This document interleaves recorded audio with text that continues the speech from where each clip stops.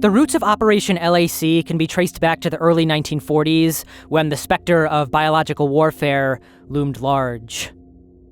In 1941, U.S. Secretary of War Henry Stimson, driven by concerns over potential foreign use of biological weapons against the United States and its allies, called upon the National Research Council to investigate all aspects of biological warfare. This request led to the formation of a group of 9 prominent scientists known as the War Bureau of Consultants Committee, who worked in strict secrecy. The committee's classified report, delivered in 1942, concluded that biological warfare was not only feasible, but also a significant threat. They urged the government to take appropriate steps for defense against its use. This recommendation set in motion a series of events that would culminate in the creation of the U.S. Biological Warfare Program, authorized by President Roosevelt in May 1942. This interest in biological warfare would end up sparking the creation of Operation LAC, short for Large Area Coverage, a covert experiment carried out by the United States Army Chemical Corps in 1957 and 1958, involving the widespread dispersal of microscopic zinc-cadmium sulfide particles over vast swaths of the United States and Canada. Its primary objective was to investigate the dispersal patterns and geographic range of potential biological or chemical weapons. The U.S. Army Chemical Corps chose to track how these agents could be used against civilian populations by dispersing zinc-cadmium sulfide over population centers, a fluorescent pigment that could easily be tracked and measured. What they failed to realize at the time, however, was that cadmium, a heavy metal present in the compound, is highly toxic and carcinogenic when inhaled. At the time of the experiments, the full extent of cadmium's health risks, especially chronic exposure, wasn't fully understood. Long-term exposure, as they would later find out, could result in respiratory problems, kidney damage, and an increased risk of cancer. By the 1950s, the focus had shifted from purely defensive measures to understanding how these weapons could be effectively deployed. Operation LAC was the pinnacle of these experiments. The U.S. Air Force provided a C-119 flying boxcar aircraft, which was used to disperse tons of zinc-cadmium sulfide particles into the atmosphere. As the fine dust drifted on the winds, ground stations tracked its movement, providing valuable data on how biological or chemical agents might spread in real-world conditions. St. Louis, Missouri was one of the most heavily targeted cities for testing during the operation. The U.S. Army sprayed the compound into the air via motorized blowers atop the Pruitt-Igoe public housing project, a low-income and predominantly African-American community of 10,000 people, with approximately 70% being children under 12. St. Louis was chosen because it resembled cities in the Soviet Union that the U.S. might potentially attack. As the fine fluorescent particles rained down on unsuspecting communities, most citizens remained oblivious to the tests being conducted above their heads. The compound was also released into the air at schools and from the backs of station wagons. Local officials were told that the government was testing a smokescreen to shield the city from aerial observation in case of a Russian attack. The government later admitted in 1994 that the tests were part of a biological weapons program. The zinc-cadmium sulfide, while not a biological agent itself, was used to simulate how actual biological weapons might disperse in urban environments. While the operation was being conducted, it was acknowledged that more toxicity studies were necessary to understand its effects fully. In St. Louis, residents like Doris Spates, who was born in 1955 in the targeted area, have witnessed unusually high rates of cancer among family members and neighbors. While no direct link has been scientifically established, the coincidence has raised concerns about the long-term effects of the government's secret testing.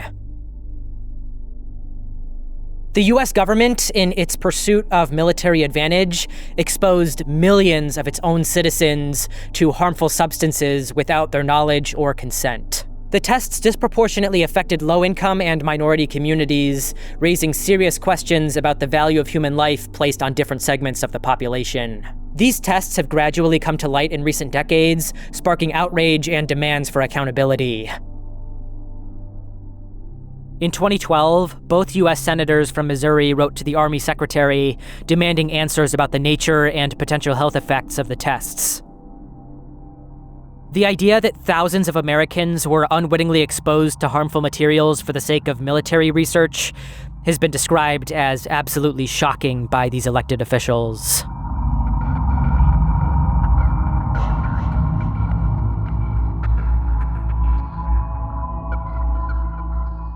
In the shadows of World War II, a dark series of experiments unfolded at Strong Memorial Hospital in Rochester, New York. Under the umbrella of the Manhattan Project and later the Atomic Energy Commission, a series of confidential medical experiments were conducted involving the injection of plutonium and other radioactive substances into unsuspecting patients.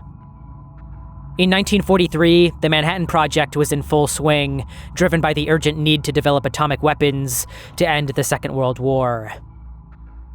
As scientists raced against time to harness the power of nuclear fission, they recognized how little they understood the effects of plutonium and other radioactive materials on human health.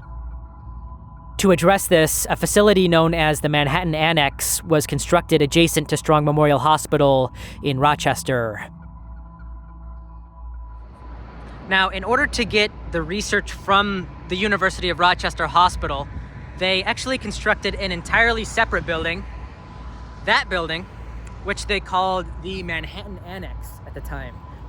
These days it's called the Medical Center Annex, but you could not get inside through a regular door. There was actually an underground tunnel which connected the rest of the University of Rochester Hospital to this building, which was created specifically for the Manhattan Project. And it turns out people were being injected with plutonium and uranium very close to where I live. So that's awesome. By 1944, the medical team of the Manhattan Project, led by Dr. Stafford Warren, a radiologist from the University of Rochester, concluded that controlled experiments on humans were necessary to determine the effects of radioactive materials. They came up with a plan to inject radioactive elements, including plutonium, polonium, and uranium, into civilian patients around the country. Between April 1945 and July 1947, 18 subjects were injected with plutonium, 6 with uranium, and 5 with polonium at Manhattan Project-affiliated hospitals in Rochester, New York, Oak Ridge, Tennessee, Chicago, Illinois, and San Francisco, California. Scientists wanted to ascertain a method of determining how much radioactive material stayed in the body and for how long. At Strong Memorial Hospital, physicians injected 6 patients with uranium with the research goal of discerning the minimum dose that would produce detectable kidney damage.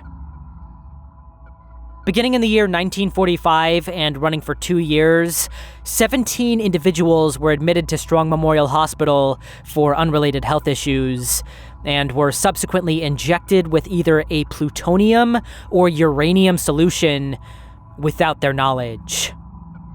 The experiments were conducted under a high level of secrecy. Plutonium and uranium were classified elements referred to by code names only.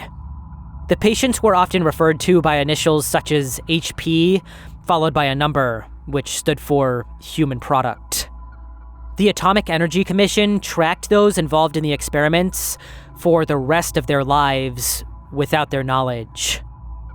Once they passed away, they ordered that their remains be exhumed for testing. As time passed, some patients began to learn about their unwitting participation in these experiments. In 1974, surviving subjects were finally informed about the true nature of their treatments, decades after they had been injected with radioactive substances under false pretenses. By 1977, only one survivor remained, Jean Connell.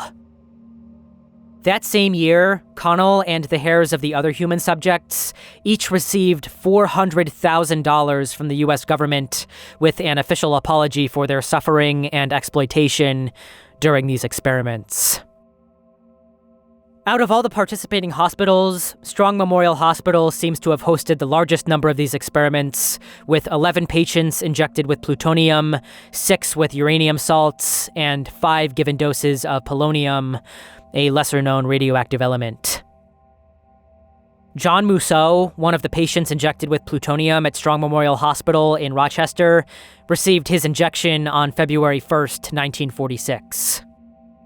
According to him and his nephew, in one instance, a doctor was witnessed accidentally dropping a vial of uranium on the floor before they could inject it into a woman, and it burned a hole in the floor.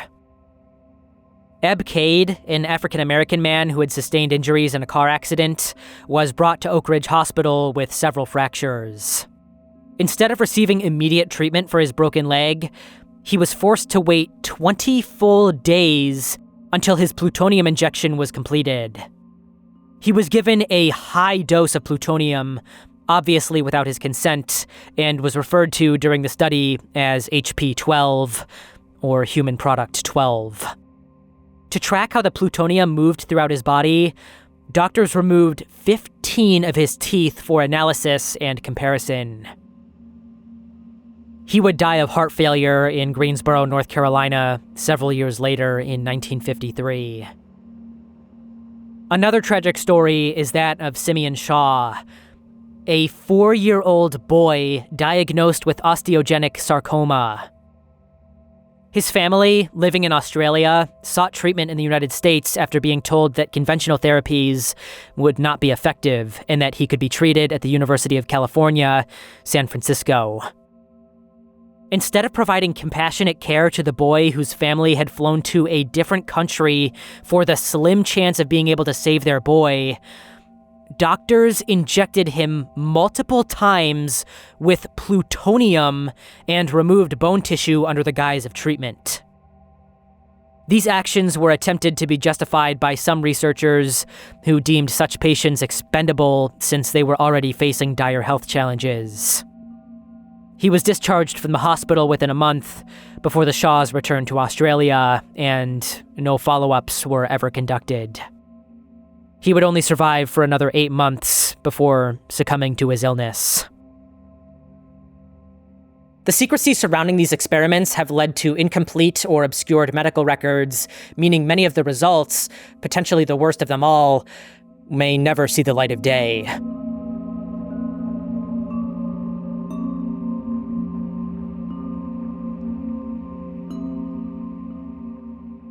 On March 1st, 1954, the United States detonated a thermonuclear weapon codenamed Castle Bravo at Bikini Atoll in the Marshall Islands.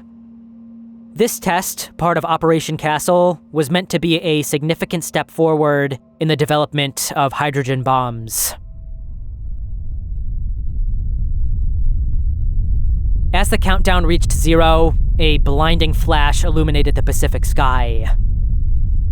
Within seconds, it was immediately evident that the test had not gone as expected. The explosion was far more powerful than anyone had anticipated. Scientists had predicted a yield of 5 to 6 megatons, but the actual blast was a staggering 15 megatons, approximately 3 times greater than expected. Above Bikini Atoll, the mushroom cloud soared to a height of 130,000 feet, spanning an incredible 62 miles in diameter. The fireball was visible for nearly a minute, and the thunderous sound of the explosion echoed across the ocean. The miscalculation stemmed from an underestimation of the contribution of lithium-7 in the fusion reaction. This error would prove catastrophic for the inhabitants of the nearby atolls and beyond. The explosion left a crater 6,510 feet in diameter and 250 feet deep, still visible today. The true horror, however, lay in the radioactive fallout that would soon blanket the region. As the massive mushroom cloud drifted eastward, it began to rain a fine white ash over a vast area. Many islanders, unaware of the danger, thought it was snow. Some even played in it, letting it fall on their tongues. Little did they know, this snow was highly radioactive fallout from a hydrogen bomb. Due to the unprecedented size of the explosion, U.S. servicemen working on Operation Castle were also caught in the radioactive plume. Approximately 80 miles east of Bikini Atoll, a Japanese fishing boat named the Daigo Fukuryu Maru was fishing for tuna. The 23-man crew were about to become unwitting victims of the Castle Bravo nuclear test. At 6:45 a.m., the sky lit up with an intense flash, followed by a thunderous roar about 9 minutes later.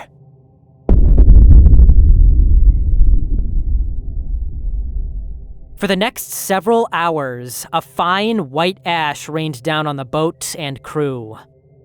Also mistaking it for snow, the crew members allowed it to fall on their skin, with some even tasting it. By the time they returned to their home port of Yaizu 2 weeks later, the men were suffering from acute radiation syndrome, exhibiting symptoms such as nausea, burns, and hair loss. All 23 crew members were hospitalized and subjected to extensive medical examinations and treatments.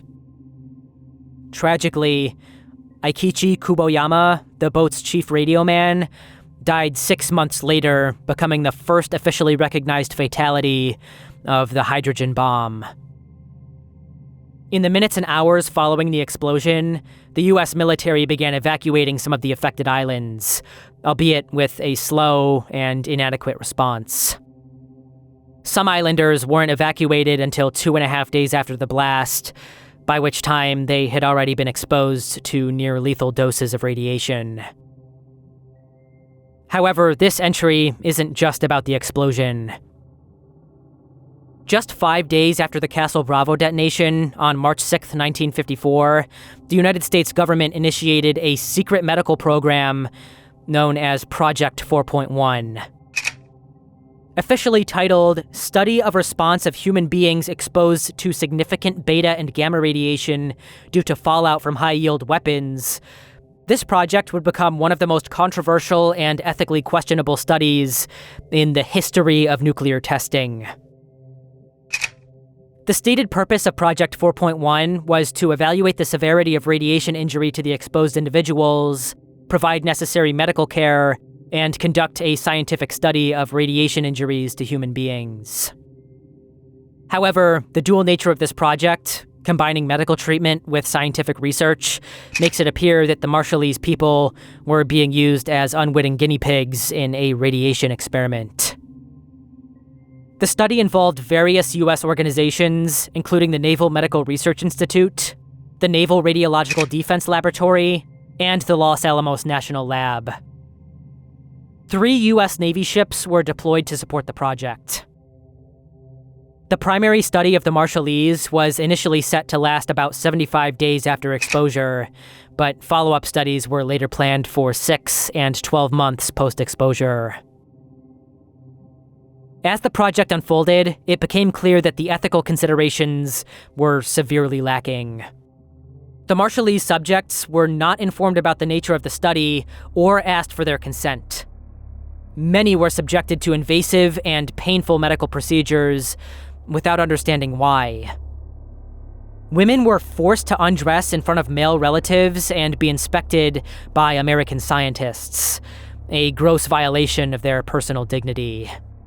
A classified memo instructed all personnel involved to be, quote, particularly careful not to discuss the purpose of this project and its background or findings with any except those who have specific need to know. The study wouldn't end after its initial phase and instead continued for decades.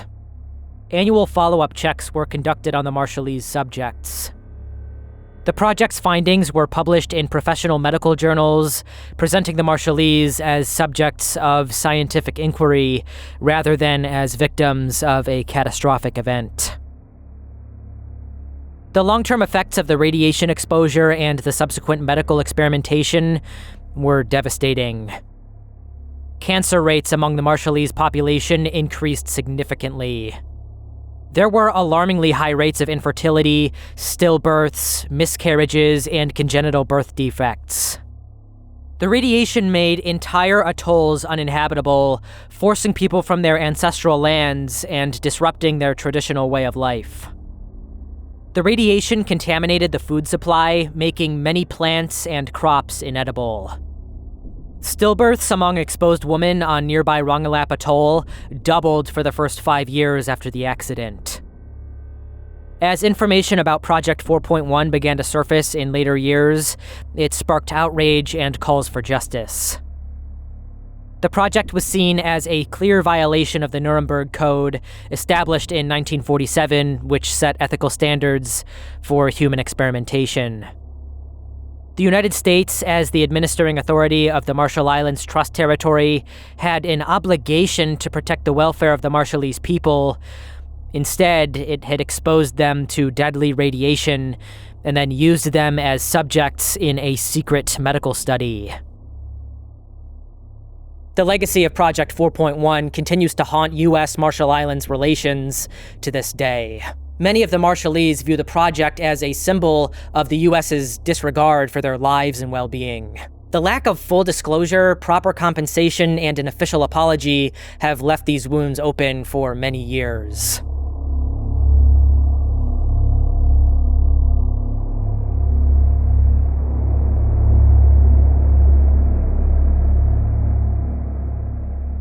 Kamera, Russian for the chamber, also known as the poison laboratory of the Soviet Secret Services, was the source of countless classified human experimentation programs within the Soviet Union. This sinister laboratory can be traced back to the tumultuous early days of the USSR. In 1921, just 4 years after the Bolshevik Revolution, Vladimir Lenin, the architect of the new communist state, ordered the creation of a secret poison factory. The facility, initially dubbed the Special Office, was established under the umbrella of the Cheka, the early Soviet secret police, and headed by Ignatiy Kasakov, a professor of medicine. From its inception, the laboratory's purpose was clear: to develop undetectable poisons for use in covert operations and assassinations. The Soviet leadership recognized the potential of poison as a weapon, silent, difficult to trace, and capable of eliminating enemies of the state without leaving obvious evidence of foul play. As the years passed and the Soviet Union's power grew, so did the ambitions and reach of its poison laboratory.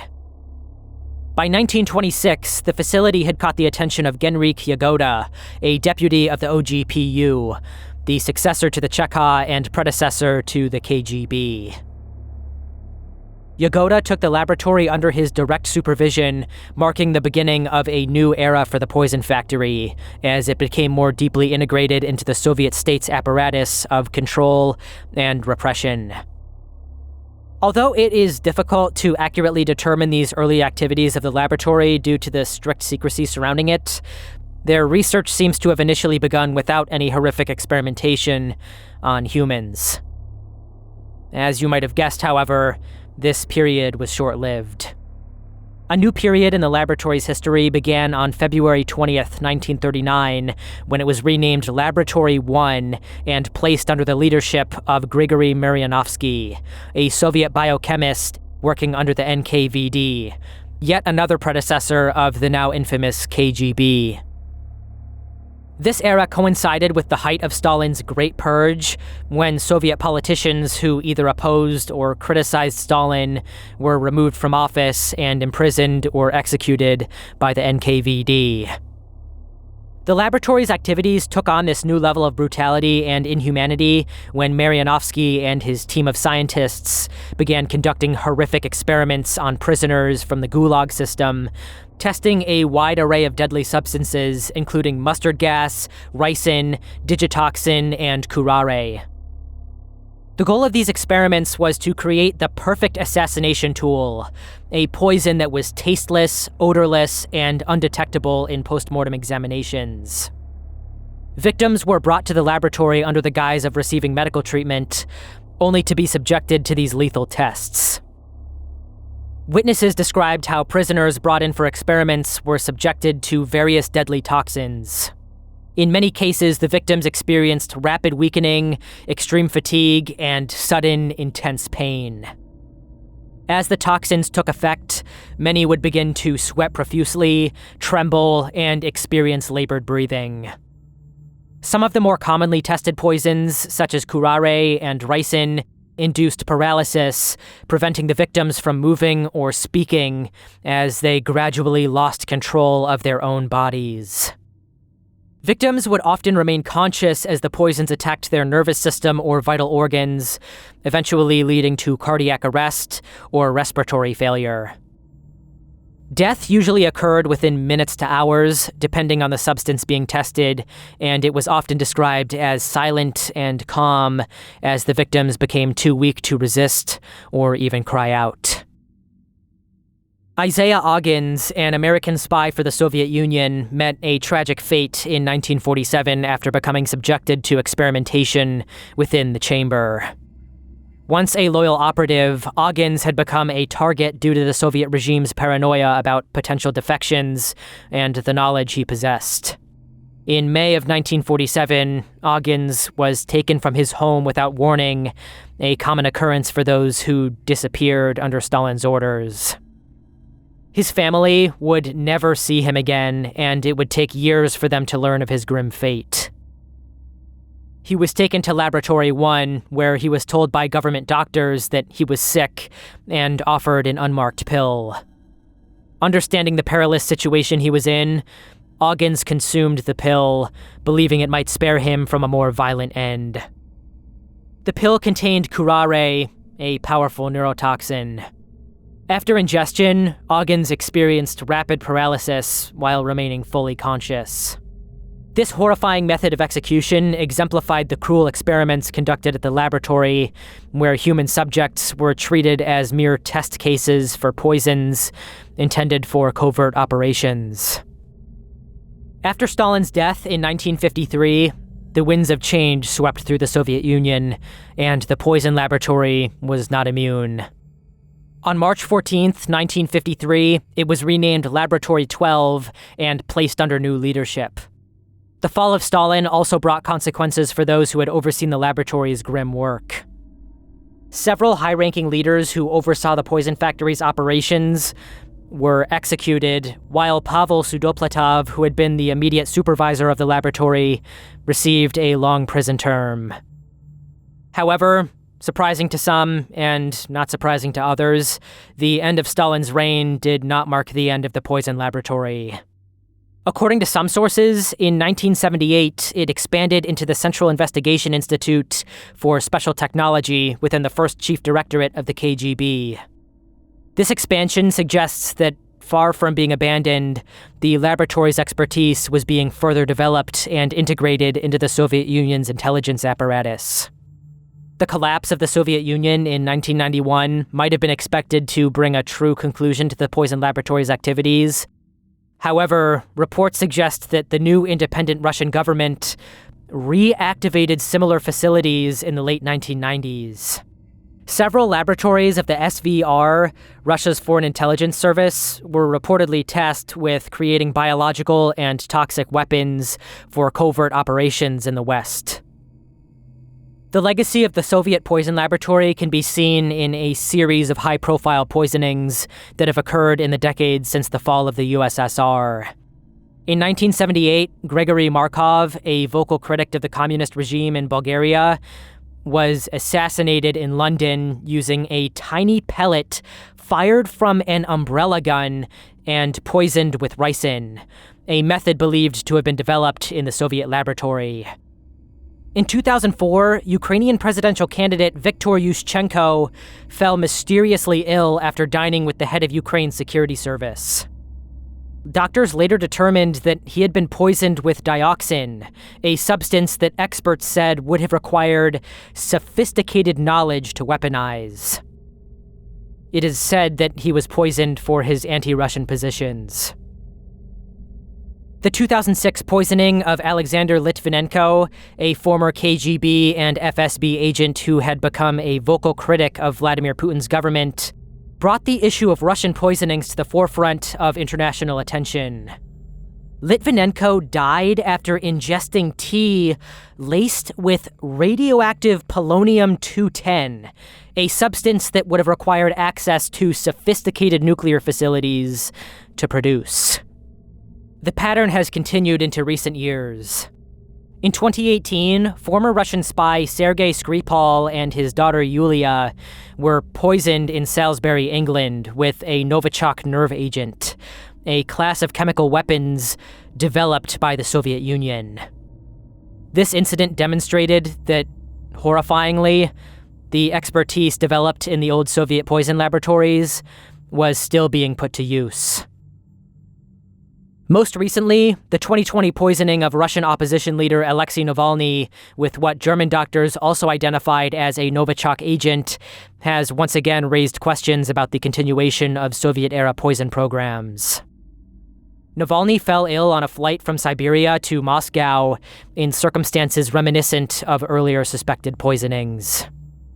These incidents, spanning decades and continents, paint a picture of a program that, while its exact current form may be unknown, continues to cast a shadow over international relations and Russian politics. The methods and expertise developed in the original Soviet poison laboratory appear to have survived the fall of the USSR, evolving to meet the needs of a new era of covert operations.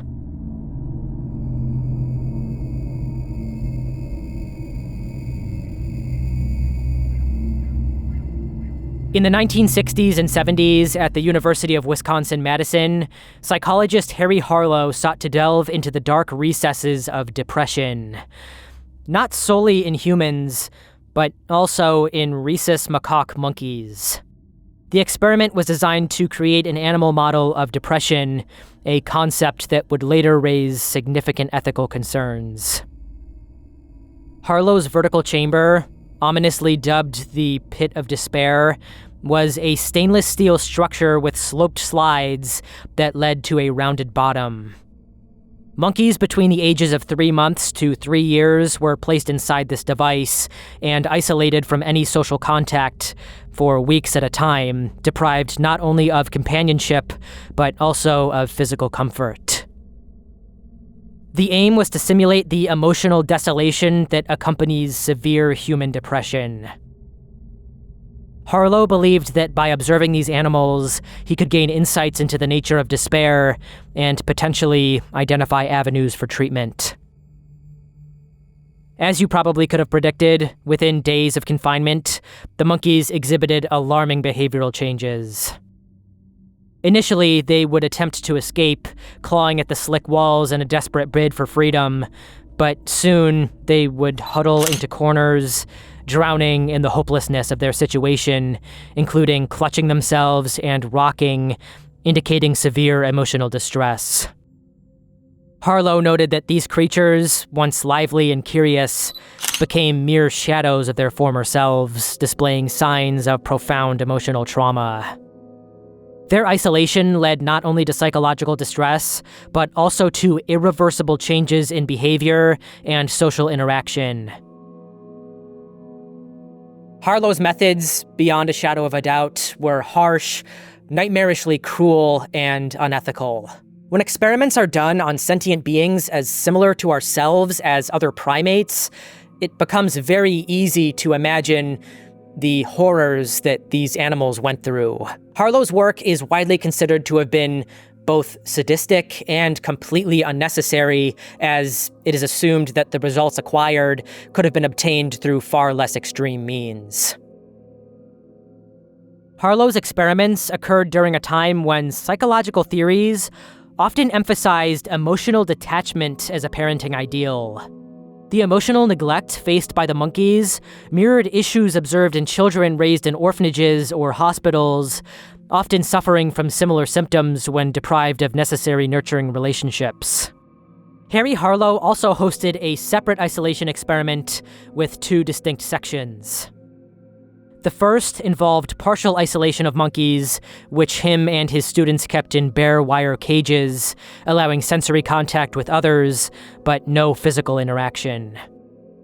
The second involved total isolation, where monkeys were placed in chambers that eliminated all contact with the outside world. The monkeys chosen for these specific experiments were often studied very shortly following their birth.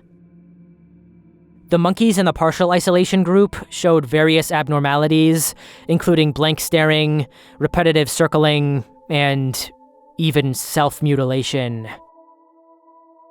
However, the monkeys subjected to total isolation were separated from any social interaction anywhere from 3 months to 2 full years. Upon their removal from the horrific isolation chambers, they often entered a state of emotional shock. One monkey isolated for 3 months refused to eat and died just 5 days later due to what the researchers dubbed emotional anorexia. Harlow noted that 6 months of isolation caused severe social deficits, while 12 months nearly obliterated any typical social behaviors. You may also be aware of Harlow's more famous cloth mother experiments, where him and his associates created artificial surrogate mothers from wire and wood for infants to attempt to bond with in place of their actual mothers. Each infant developed a bond with its specific surrogate, recognizing its distinct face. Harlow then tested the infant's preferences between a bare wire mother and a cloth-covered mother in various scenarios. One where the wire mother provided food while the cloth mother provided none, and another where the cloth mother provided food and the wire mother did not.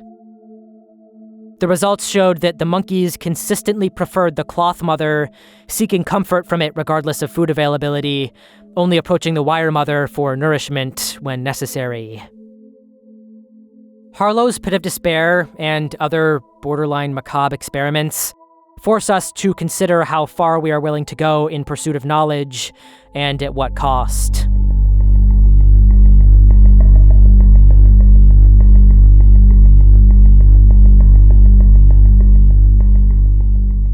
In April 1967, Ron Jones, a history teacher at Cooperly High School in Palo Alto, California, embarked on a social experiment that would reveal the disturbing ease with which ordinary individuals can succumb to authoritarianism.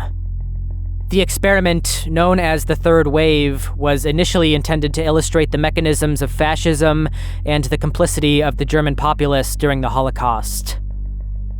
What began as a classroom exercise quickly spiraled into a chilling demonstration of groupthink, obedience, and the seductive nature of power. On the first day of the experiment, Jones introduced his students to a new movement called the Third Wave. He began by altering his usual teaching style, emphasizing discipline and community over individuality. The slogan, "Strength through community," was inscribed on the chalkboard, and students were taught a distinctive salute, which, in hindsight, was reminiscent of the Nazi gesture. By day 2, Jones had intensified the experiment. He assigned students various roles that encouraged them to recruit their peers and enforce loyalty to the Third Wave. The atmosphere shifted dramatically as students began to police one another's behavior, leading to an environment rife with suspicion and hostility. Jones continued to emphasize the importance of the slogan, "Strength through community," as a foundational element of the Third Wave, driving home that it was not just a phrase, but a rallying cry that encouraged students to identify with the movement and see themselves as part of something larger than their individual selves. The students were encouraged to report on each other, fostering an environment where loyalty to the third wave was paramount. This peer pressure created a sense of belonging and obligation among students, compelling them to act in ways that aligned with the group's values, often at the expense of their own personal beliefs or friendships. As the experiment progressed into day 3, its momentum grew uncontrollably. Jones encouraged his students to take action beyond the classroom by spreading their ideology throughout the school. New rallying cries of strength through action echoed in the halls as students became increasingly zealous in their commitment to the movement. The lines between friends blurred as trust eroded. Long-standing friendships fractured under the weight of loyalty to Jones and fear of ostracism. Mock trials were even held where informants testified against their classmates, further instilling a culture of fear and compliance. It was at this point into my research of the third wave that I began trying to figure out what was actually binding these students together outside of their sense of community and strength in numbers. Like, what were their actual goals and ambitions? Were they trying to reform the school in some way? Well, there actually wasn't. And this is crucial to the point that Jones was trying to create. He deliberately constructed a movement that was bound together by abstract principles like discipline, community, and action. But these principles lacked any deeper meaning or moral foundation. Still, their commitment to the movement remained strong anyways.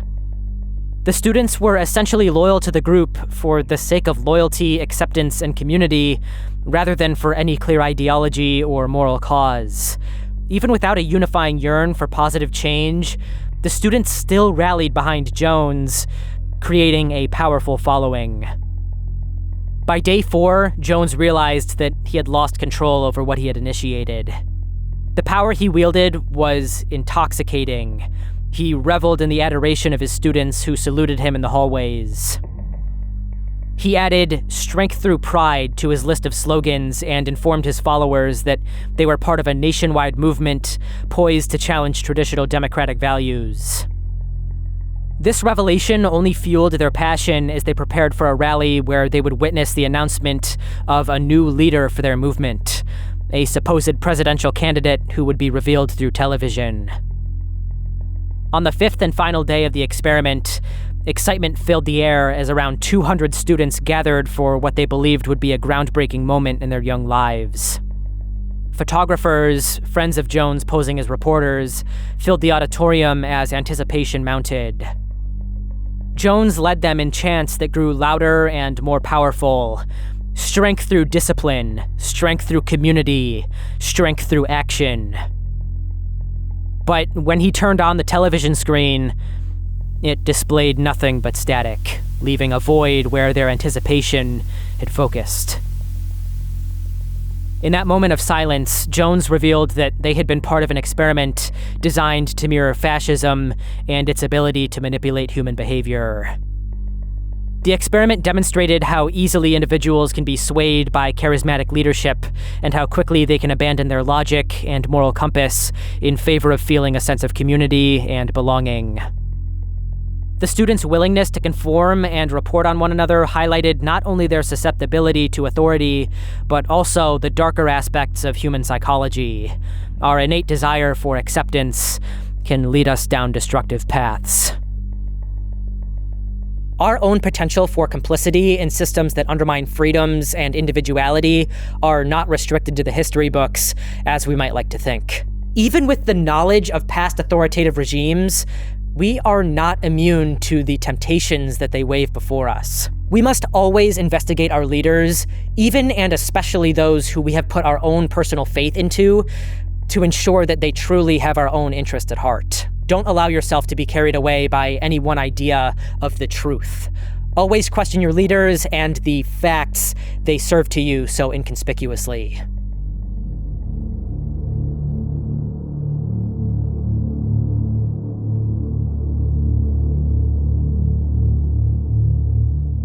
In March of 2006, at the Northwick Park Hospital in London, the first human drug trial for TGN-1412 was hosted. TGN-1412 is a novel monoclonal antibody intended for the treatment of autoimmune diseases and certain types of cancer.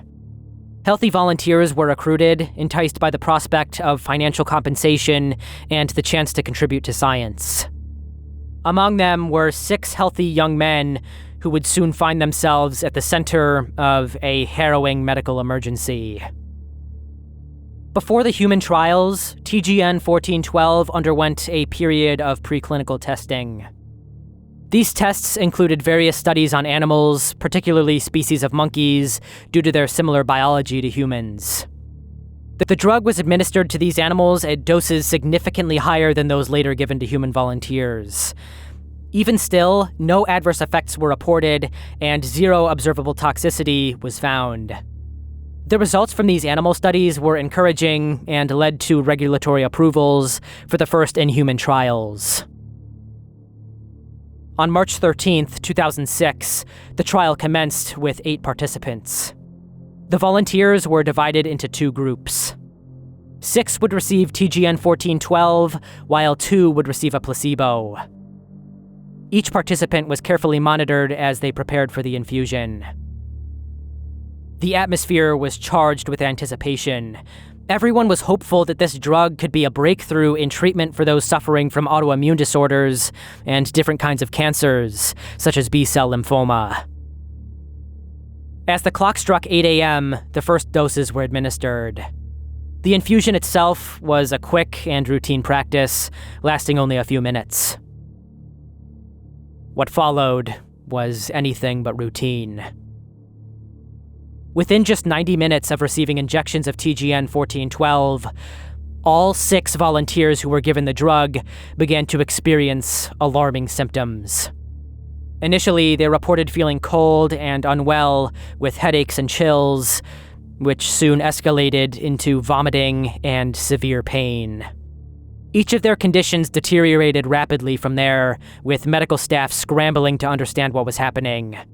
It quickly became obvious that the side effects being experienced by the participants were far from expected. Instead, they were undergoing a catastrophic immune response known as a cytokine storm. The production of several different cytokines surged, specifically pro-inflammatory cytokines, which triggered a severe inflammatory response throughout the participants' bodies. This quickly led to symptoms including fever, severe pain, hypotension, vascular leakage, severe swelling, organ dysfunction, and eventually multi-organ failure. The inflammatory response became so pronounced that it resulted in conditions akin to septic shock, where blood pressure plummeted and vital organs began to fail. The volunteers were each thrown into critical condition, necessitating mechanical ventilation and dialysis. As the hours passed, the situation grew increasingly dire, with all 6 of the men being transferred to intensive care. One volunteer, Rob Oldfield, vividly recalled being wheeled through the hospital corridors on a stretcher, feeling faint as he was subjected to an array of life-saving interventions. The medical staff worked frantically, employing the use of hemofiltration machines used to take over the role of the kidney in purifying blood when the kidney fails. High doses of steroids were administered to the patients to combat the overwhelming inflammatory response. Despite these drastic efforts, it became clear that these young participants were facing life-threatening conditions that no one had anticipated. The unfolding crisis became more chaotic as medical teams struggled to stabilize the patients. Each of them exhibited signs of severe organ dysfunction, respiratory distress, renal failure, and disseminated intravascular coagulation, or blood clots throughout the entire body, were evident in each case. Some patients experienced extreme swelling, with one participant's head ballooning to a disturbing degree. Another participant faced amputations due to tissue death caused by inadequate blood supply. patient Rob Oldfield described moments when he believed he might die. His mother received a call in the middle of the night urging her to come to the hospital as doctors prepared her for the worst. In total, all 6 participants became critically ill. One lost fingers and toes due to complications from his treatment, while another spent 4 months hospitalized recovering from his injuries. They each faced long-term health effects and were warned that they might develop cancers or autoimmune diseases as a result of their exposure to TGN 1412. Investigations ensued to determine what went wrong during the trial's design and execution. It became evident that preclinical testing had failed to predict human responses accurately. Although animal studies had shown no adverse effects in monkeys or rats, these results did not translate effectively to human biology as expected due to significant differences in immune system responses across species. Regulatory bodies scrutinized every aspect of how the trial was conducted.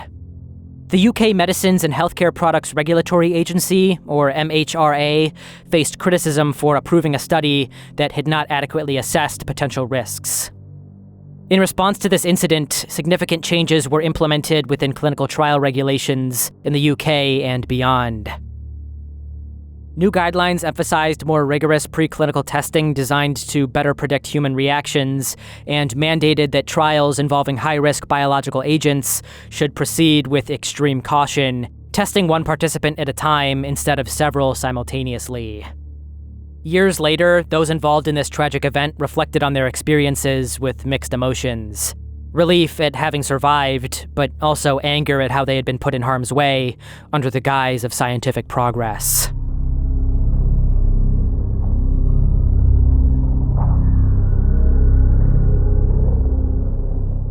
In the early 1950s, a dark chapter in American medical history began to unfold within the confines of Holmesburg Prison in Philadelphia, Pennsylvania. This facility, designed to house those serving short sentences or awaiting trial, became an arena for unethical medical experimentation under the direction of Dr. Albert Kligman, a dermatologist from the University of Pennsylvania.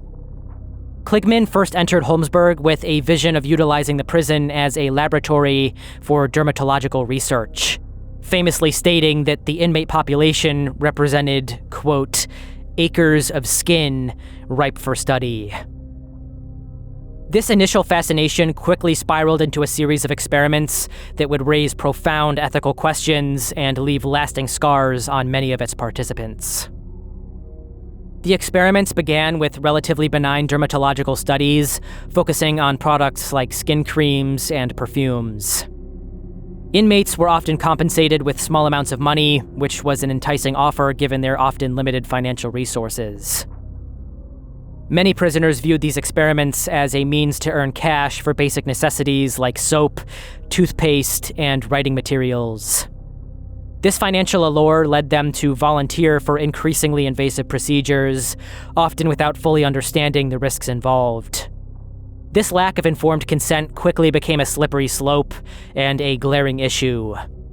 Many inmates were not adequately informed about what the experiments entailed or the potential consequences on their health. The experiments would continue as the years passed, with their questionability quickly growing. By the mid-1960s, Kligman had secured funding from major corporations and government entities, including Dow Chemical and even the United States Army. In 1966, however, the experiments hit a drastic escalation. Dr. Kligman would enter into a contract with Dow Chemical to test dioxin, a highly toxic component of Agent Orange, on inmates. The goal was to determine the minimum effective dose that would elicit a reaction in humans. Kligman applied doses ranging from 0.2 to 7,500 micrograms of dioxin to various parts of inmates' bodies, exposing them to substances explicitly known for their dangerous side effects. Later, even Dow Chemical would comment on how unnecessarily large some of these doses were. Simultaneously, Kligman was involved in experiments funded by the U.S. Army that sought to establish the minimum effective dose necessary to mentally disable half of a given population using psychoactive drugs. This research involved administering mind-altering substances to inmates under conditions that many would later describe as akin to torture. Some of these substances were ditran, known to cause delirium and hallucinations, atropine, which can cause confusion and hallucinations as well, scopolamine, known to induce delirium and amnesia, and finally, EA3167, a nerve-disrupting compound with hallucinogenic effects. Participants were often paid between a mere $12 and $25 for their involvement in these studies, facing severe health consequences in return. One inmate, Yusuf Anthony, became a living testament to the horrors of these experiments. Throughout his time at Holmesburg, he underwent numerous tests that left him with lasting physical ailments. He experienced chloracne, painful skin lesions caused by chemical exposure, and suffered from other debilitating conditions stemming from his participation in trials involving hallucinogenic drugs and hazardous chemicals. His story is just one among many that illustrate how inmates were treated as disposable subjects in a quest for scientific knowledge. The principles outlined in both the Nuremberg Code and the Hippocratic Oath were blatantly ignored as researchers prioritized financial gain and professional advancement over human dignity and safety. The prison environment created an obvious power imbalance, with inmates being coerced into participating in experiments due to their vulnerable circumstances and lack of external research options. Many doctors and researchers involved in these experiments built their careers on data obtained from vulnerable populations, like those at Holmesburg Prison. The lack of oversight allowed these practices to continue unchecked for decades. As time went on and awareness grew regarding unethical medical practices, voices began to emerge calling for accountability and justice for those who had suffered at Holmesburg. Alan M. Hornblum, an investigative journalist and former prison literacy instructor, dedicated much of his life to uncovering the truth behind these experiments. His book, Acres of Skin, published in 1998, brought national attention to the abuses that had taken place within the prison walls. Hornblum argued that prisons had become de facto laboratories where marginalized groups were subjected to experimentation without proper safeguards or ethical considerations. The experiments clearly were a gross violation of trust in our institutions, systems which are supposedly designed to reform and protect the citizens of our nations. And that brings us to the end of today's video. If you have any ideas for future topics, be sure to drop those in the comments. As always, thank you for watching.